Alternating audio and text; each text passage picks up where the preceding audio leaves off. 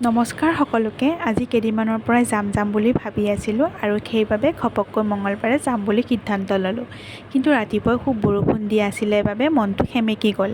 এবাৰ ভাবিলোঁ যাম, এবাৰ ভাবিলোঁ নাযাওঁ, তাৰপিছত ভাবিলোঁ নাই, যাম বুলি যিহেতু কৈছোঁ যাবই লাগিব আৰু এনেকৈ গা পা ধুই আহিলোঁ। তেতিয়া দেখোন বৰষুণজাকো কমি গ'ল। মায়ে মাতিলে যেনেকৈ নহওক যাব লাগিবই, সেইবাবেই নেকি বৰষুণজাক কমি গ'ল, নাজানো আৰু এনেকৈ আহি আমি এয়া মাৰ গেট পালোঁ।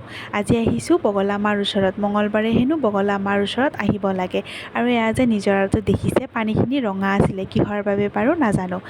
আৰু আপোনালোকে যদি আহি পোৱা নাই কেতিয়াবা আহিবচোন মঙলবাৰ লৈ কিনে, খুব ভাল পাব। যাৰ যি মনৰ আশা থাকে সকলোবোৰ পূৰ্ণ কৰে মায়ে। এনেকৈ আমি আহি এয়া বগলা মাৰ ওচৰ পালোঁ। ইয়াতে অকণমান মাৰ বাবে প্ৰসাদ কিনি ল'লোঁ। এয়া হৈছে মাৰ মেইন গেট আৰু এইখিনি জেগা খুব পিছল আছিলে, বৰষুণ দিয়াৰ বাবে চাগে। আৰু এয়া দেখিছেনে মানুহ অগণন হৈছে। আৰু এয়া হৈছে গণেশ মন্দিৰ। ইয়াতে আমি চাকি বন্তিবিলাক লগাই দিলোঁ আৰু এয়া মানুহ ৰাতিপুৱাৰ পৰাই হয়, আপোনাৰ 2টা-3টামান বজাৰ পৰাই মানুহ হয়। আমাৰ দেৰিয়ে হ'ল বৰষুণ দিয়াৰ বাবে আৰু কেতিয়াবা যদি মায়ে বিচাৰে আমি সোনকালে যাব চেষ্টা কৰিম। আৰু এনেকৈ মাৰ দৰ্শন ভিতৰত হৈ আহিলোঁ। ভিতৰত ভিডিঅ' বনোৱা এলাও নাছিল বাবে বনোৱা নহ'ল।